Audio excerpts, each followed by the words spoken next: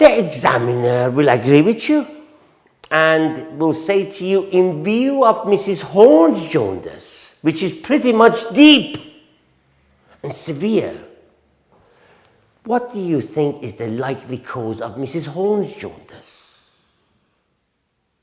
You tell the examiner that you're pretty much sure that the cause of Mrs. Horne's jaundice is either 1, hepatocellular, that is liver cell disease, or 2, biliary obstruction. I suppose that would be a good bet, because the only thing you're looking at the moment is the depth of jaundice, whether it's mild, whether it's moderate, or whether it's severe. And Mrs. Horne's jaundice is severe, so it cannot be hemolytic jaundice, because hemolytic jaundice is always mild. Patients are not deeply jaundiced. Even if you were to break down all your red blood cells, your bilirubin level will not rise very much. Mrs. Horne's bilirubin level is perhaps 30 times the normal. So it cannot be hemolytic jaundice, because hemolytic jaundice is always mild. What patients have is signs and symptoms of anemia, because that's what's causing the lesion. And if you were to check the liver function, it would be entirely normal.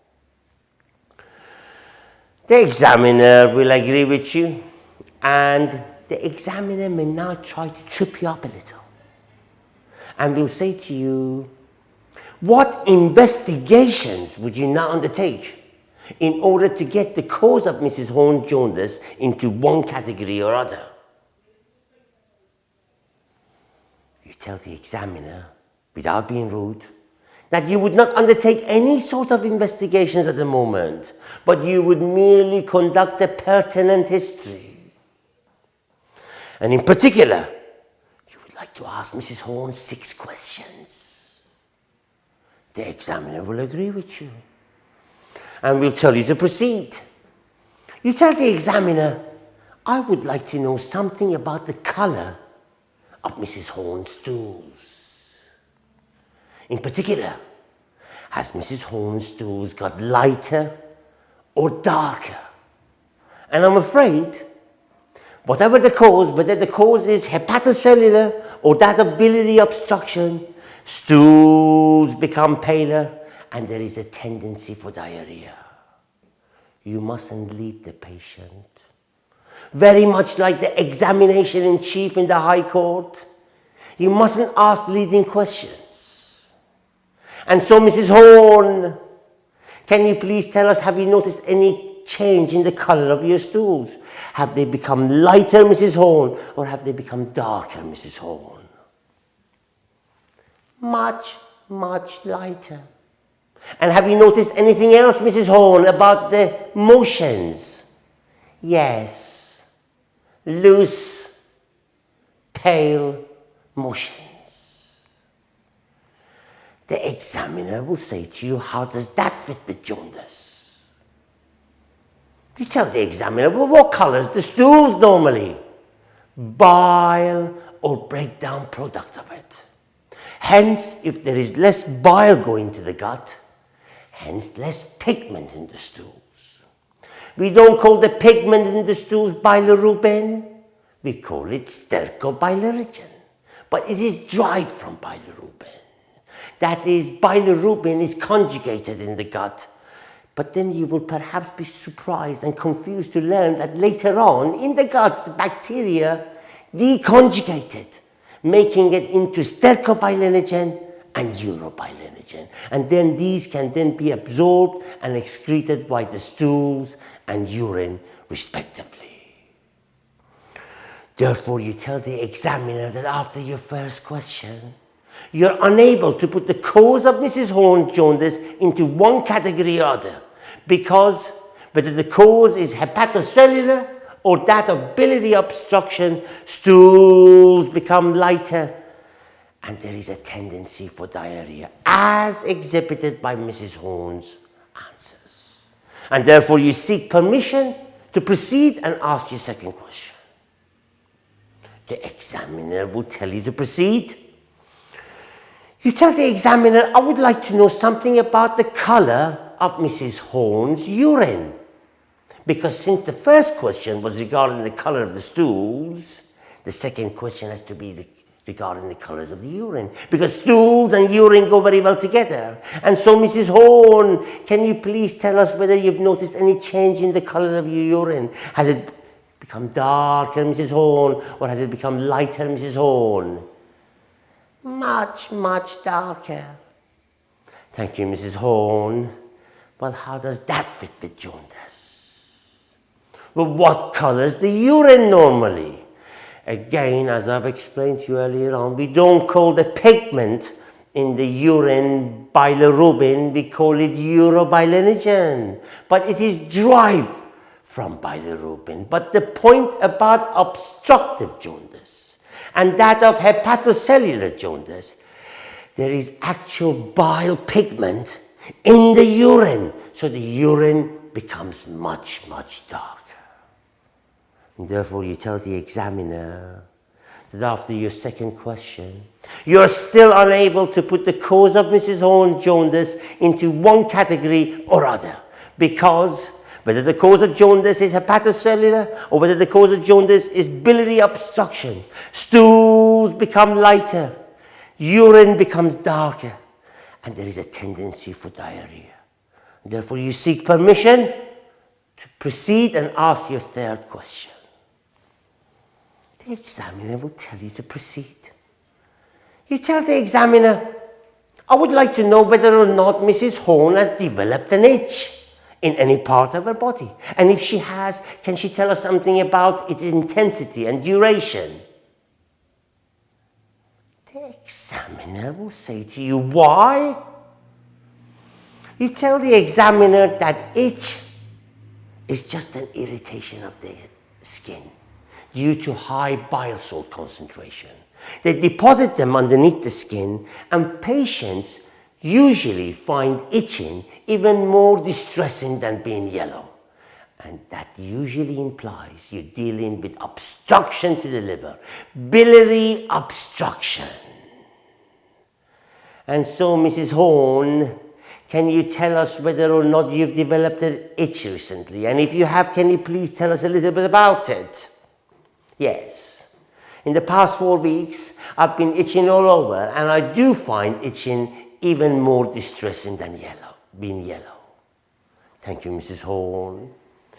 And therefore, you told the examiner that after your third question, you're perhaps 25% or 30% swayed now towards the cause of Mrs. Horne's jaundice as being due to obstruction to the liver, biliary obstruction.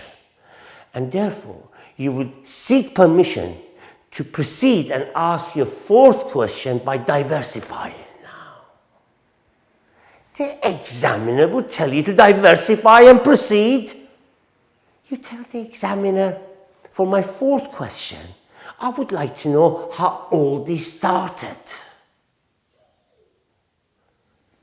The examiner will say to you, why? You tell the examiner, because patients with hepatocellular jaundice, with liver cell disease jaundice, where every liver cell is affected more or less at the same time by the same thing, be the drug, be the virus, the jaundice is of sudden onset. Whereas if you were to be operated on this morning and the surgeon were to tie up your bile duct, it would take several days before you became jaundiced, and a week or two before you became deeply jaundiced like Mrs. Horne. So the onset is desperately important. Sudden onset, hepatocellular. Gradual onset, biliary obstruction. Light stools, biliary obstruction and hepatocellular. Dark urine, biliary obstruction and hepatocellular. Itch tends to sway you towards biliary obstruction. And so, Mrs. Horne, can you please tell us how you first discovered that you were jaundiced? Yes. A friend of mine, Nancy, pointed it out to me over the garden fence. She said that I was becoming more jaundiced every day. But today she said I looked like a canary. So I went to my doctor. And my doctor didn't even have to look in my eye and said I was deeply jaundiced. So that's how I discovered it. You told the examiner that after your fourth question, you are now 65, perhaps 75% sure that the cause of Mrs. Horn's jaundice is due to biliary obstruction, obstruction to the liver. And therefore you seek permission to ask your fifth question. The examiner will tell you to proceed. You tell the examiner, I would like to know whether there has been any abdominal pain or abdominal discomfort. The examiner will say, why? You tell the examiner, because I would like to rule out things like inflammatory things and things like gallstones. And so, Mrs. Horn, can you please tell us whether you have recently developed any abdominal pain or discomfort? Yes. In the past 4 weeks, I feel bloated. It's not like a discomfort, but it's bloating. And it's around this area. My doctor calls it the right hypochondrium. That's what he says the liver is. Thank you, Mrs. Horn. You therefore tell the examiner that after your fifth question, you are still 75% sure that the cause of Mrs. Horn's jaundice is due to biliary obstruction. Obstruction to the liver, and therefore you seek permission to proceed and ask your final question.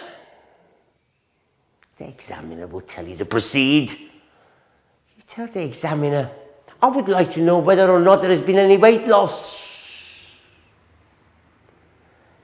The examiner will say to you, why should patients with jaundice lose weight? You tell the examiner, because they have malabsorption of fat. They have a thing called diarrhoea. That just means a flow of fat. And together with being off your food, anorexia means patients with jaundice lose weight. And so, Mrs. Horn, can you please tell us whether or not you've lost any weight recently? And if you have, can you tell us a little bit about it? Yes. I've lost nearly a whole stone. I've gone from 67 kilograms to 60 kilograms. Thank you, Mrs. Horn. You tell the examiner that after your final question, you're still 75% sure that the cause of Mrs. Horn's jaundice is due to obstruction